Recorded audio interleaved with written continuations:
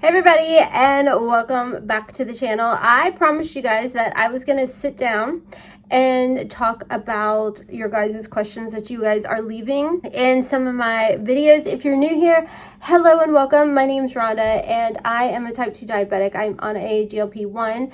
I am specifically on Mounjaro. I didn't start it until September of last year. However, I did get diagnosed with diabetes in 2022, and I did try to do everything I could possibly naturally. That was including berberine and everything you could think of, and then of course leading a low carb, high protein lifestyle. I was able to lose 50 pounds naturally, but that just wasn't enough for my body. I was still struggling with my diabetes. So long story long, I have started the Mounjaro over a year now. I use the Shotzi app. That was a question that I saw, like, how do you keep track of it? I do use the Shotzi app. I was asking you guys to leave me any questions that you have about a GLP-1. Some of you guys take a GLP-1 for weight loss, and some of you guys take it for your type 2 diabetes, and some of you guys take it to help get your PCOS under control or your perimenopause under control. I'm here to talk about it, okay?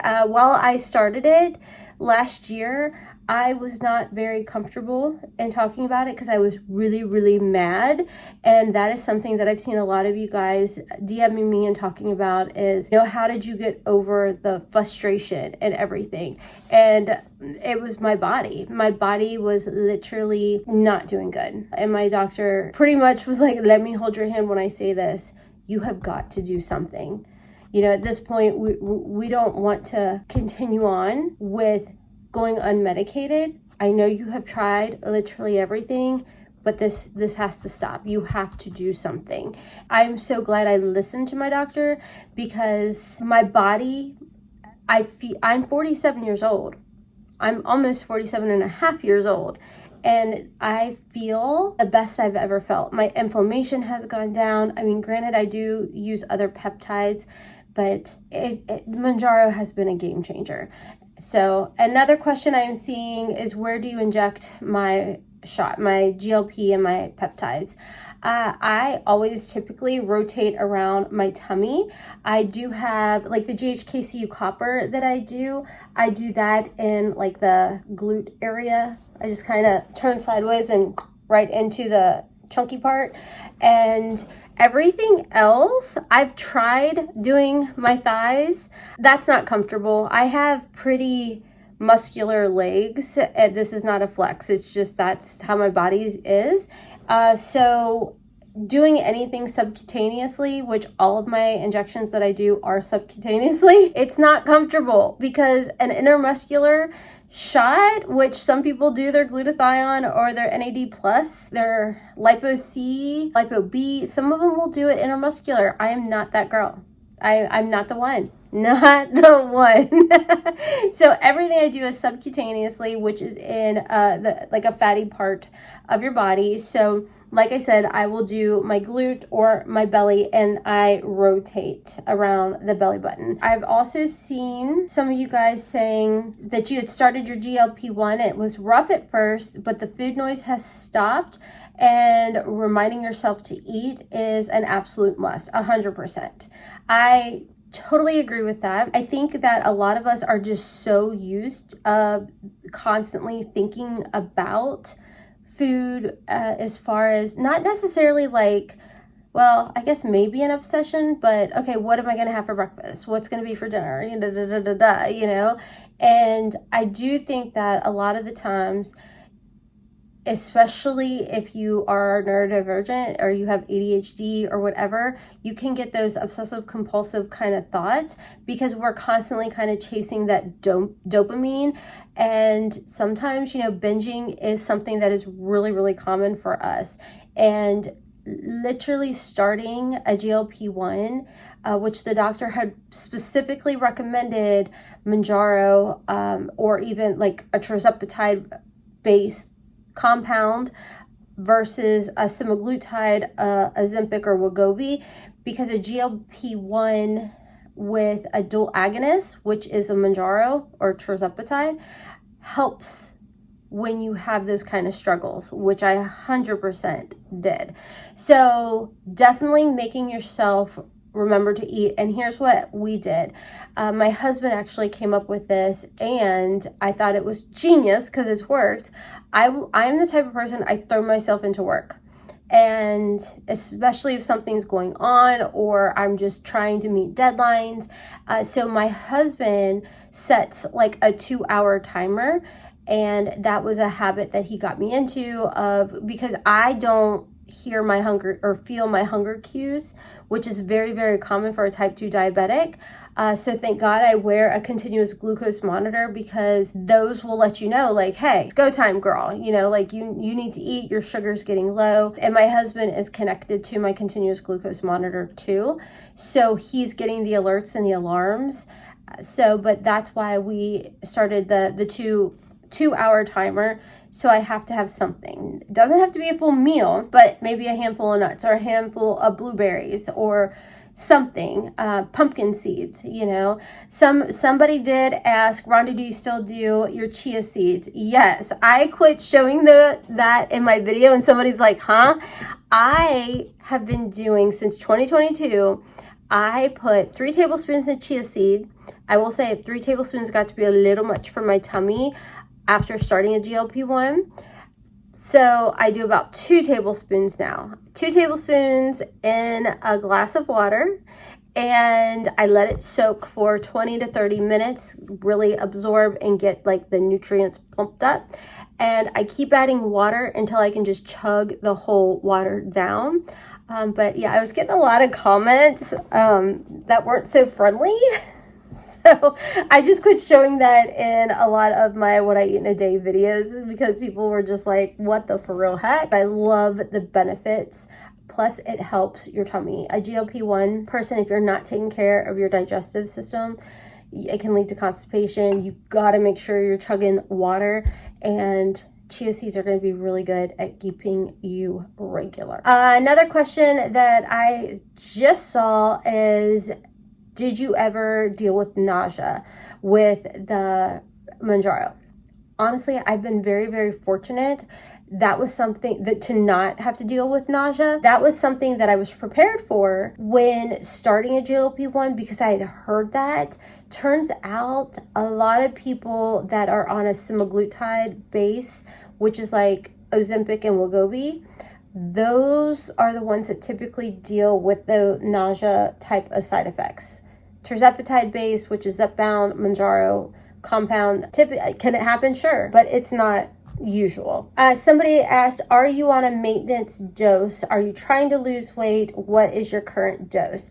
I am not currently losing weight. I have not lost weight in months. What month are we even in? We're in November. Well, luckily my Shotzi app keeps tabs on all of that, and I have stayed the same 5-6 pounds since April. Now I have been working very, very hard on body recomposition with my workouts. So physically, if you look at what I physically look like from, say, April, May, I do feel like I do look different, but the numbers were 100% the same. I do work out 3 times a week, and I'm very strict with that. Now here, you guys, if you watched my last video, know Mama Heart been struggling. So the workout, I got like maybe 2 days, you know, kind of thing.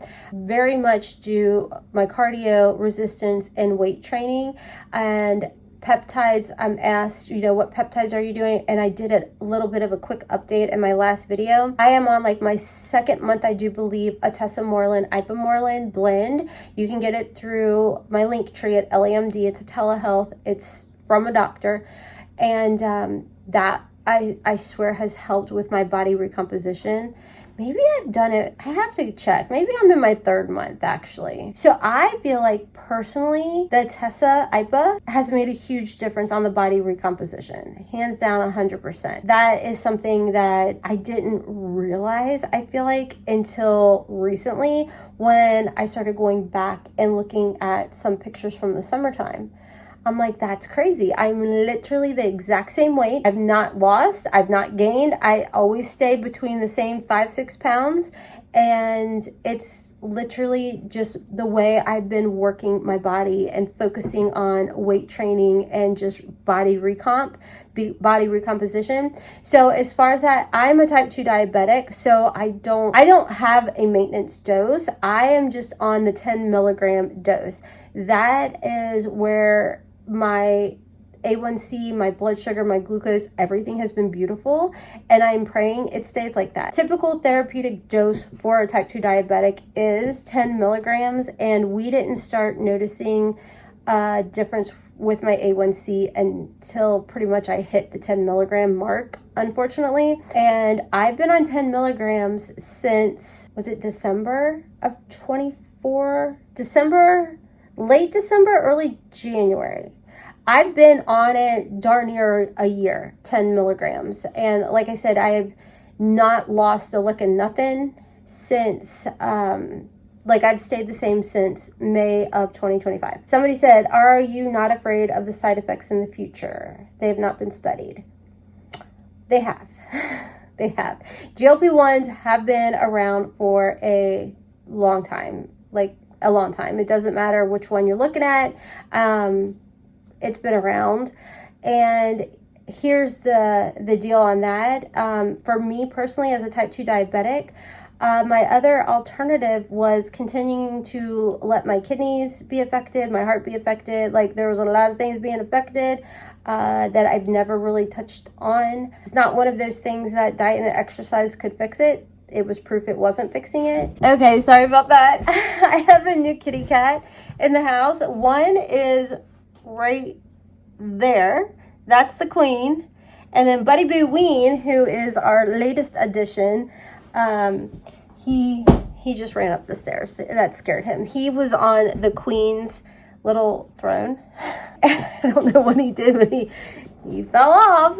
He's not hurt. He's totally fine. So anyways, am I scared of the side effects? No, because I know I was not gonna do well if I didn't do something medically. As far as the peptides go and everything, no, I get my blood work. Everything's great. So no, I'm most definitely not worried about it. Did you ever get nauseous from the shot? I answered that one. And did I take Zofran when you inject? No. I've never had to do the Zofran. My doctor did prescribed it just in case. It's still sitting there. I've never tried it. Plus, I hear that Zofran can give you constipation, and they already say GLP-1s can do that if you're not careful. So I wasn't trying to double whammy myself. Here is our latest little addition. This is Buddy Boo Ween. I did see, this is my second month. I haven't seen one bit of difference. Why am I so different? Listen, you're not whining, and I get that you're frustrated. And let me explain this to you, friend. For me, the way it was explained to me is because I think some people, me included, I didn't know I wasn't doing it for the weight loss. Obviously, I was doing it for my type 2 diabetes. So the way it was explained to me is, no, I didn't notice weight loss or anything at first. And the doctor told me it is super, super common for someone who is dealing with insulin resistance, PCOS, type 2 diabetes, that this medication will go in and work on fixing what issues are in the body. For example, if you are dealing with inflammation, it's going to go in there and it's going to start helping with the inflammation. And it's going to start kind of correcting what is going on in there. Like I said, for me, a therapeutic dose for me as a type 2 diabetic was 10 milligrams. So we weren't seeing like a huge amazingness until I had been on the 10 milligram for probably 4 months, and my A1C just started like figuring life out, you know? So I know that you said 2 months, and honestly, if you are doing it for the weight loss side of things, say you're on tirzepatide compound or Mounjaro, Zepbound, 2.5 milligrams. How is your diet? If you are getting enough protein and you're eating the right things, like I always recommend low carb, high protein, making sure you're eating enough food. Because if you're not eating enough food, he's making biscuits, you guys. But if you're not eating enough food, you're telling your body, holy crap, I need to hold on to what I've got because she's not feeding me. And that is a huge problem. So get your protein in. If you feel like you can't eat, girl, the dose could be too high, or drink a shake. Whatever you can do to get your protein in and fuel your body. Fuel your body. And someone did ask, what is the amount of protein?